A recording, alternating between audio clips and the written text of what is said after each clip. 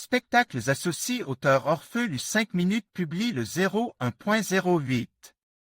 2022 mis à jour le 01.08.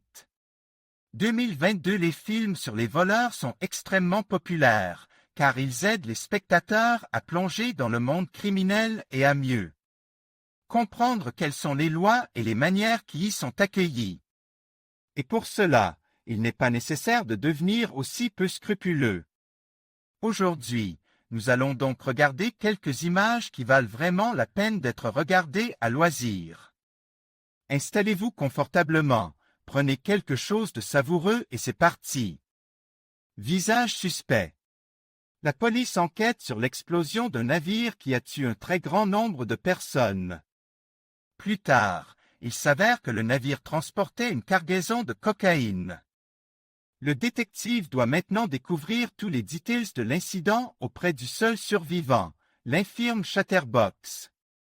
Il raconte également le plan astucieux du vol, derrière lequel se cache le chef de la mafia.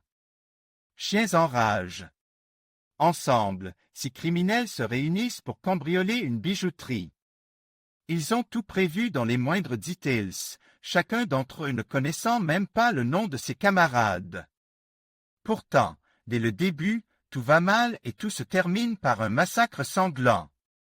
Il est à noter qu'il s'agit du premier film indépendant de Quentin Tarantino, qui a été diffusé dans le monde entier. Le gros lot. Une bande de criminels cambriole une bijouterie juive. Frankie Fourfinger, qui est à la tête des bandits, doit faire passer un diamant en contrebande aux États-Unis. Mais il fait un pari lors d'un match de boxe et s'attire des ennuis. Bientôt, un bandit russe, plusieurs voleurs et bien d'autres encore entrent dans la danse. Il en résulte un grand méli-mélo où chacun joue pour soi. Affaire. L'action de ce film sur les voleurs se déroule dans les années 30 du XXe siècle. Les escrocs Johnny et Luther volent un coursier qui travaille pour le chef de la mafia. Ce dernier envoie un groupe pour les attraper. Luther meurt, mais Johnny promet de se venger et met au point une escroquerie extrêmement complexe. Le choc. Nous avons devant nous Nick MC Collet, qui a réussi à rassembler ses anciennes connaissances en un gang organisé et cohérent, où tout le monde s'entraide. Toutes leurs affaires de braquage d'établissement passent comme un cheveu sur la soupe. C'est alors que Vincent Hanna, un détective de Los Angeles, se saisit de l'affaire. Pendant ce temps, notre MC Collet trouve la femme de son cœur. Des cartes, de l'argent, 2 armes. C'est l'histoire de 4 copains qui ont décidé de jouer pour gagner beaucoup d'argent avec un arnaqueur professionnel. Ayant tout perdu et devant de l'argent, ils décident de commettre un crime. Nos héros décident de voler les bandits qui viennent de dévaliser les 4 trafiquants de drogue. Cependant, il s'avère que ces bandits travaillaient pour un criminel plus important et plus respect. La situation devient alors bien pire pour tout le monde. Attrapez-moi si vous le pouvez. Nous avons devant nous Franck Abignal, qui, dès sa jeunesse, est devenu célèbre pour sa maîtrise de la falsification de documents. Bientôt, il commence à jouer le rôle d'un médecin, d'un avocat, d'un pilote et d'un docteur, en utilisant tous les avantages des professions qu'il a acquises. Parallèlement, Franck falsifie des chèques et les utilise pour se procurer de l'argent pour vivre.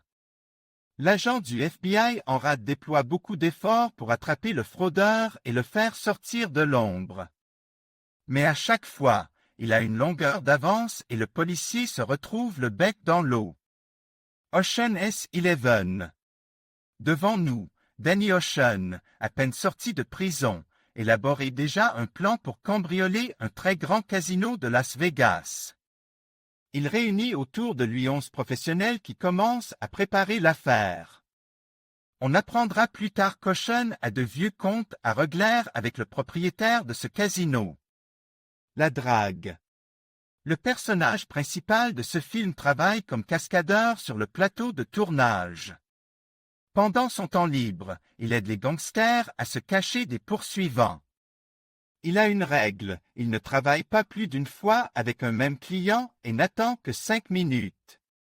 Cependant, tout devient beaucoup plus confus et ambigu après qu'il ait décidé d'aider son voisin. Ils sont tous deux en grand danger. Un voleur qui ne se fait pas prendre n'est pas un voleur. Au cœur du quartier financier de New York, une banque est cambriolée. Tout a été planifié de manière à ce que la police n'ait aucun moyen de connaître le nombre, les personnes ou le but de cette action.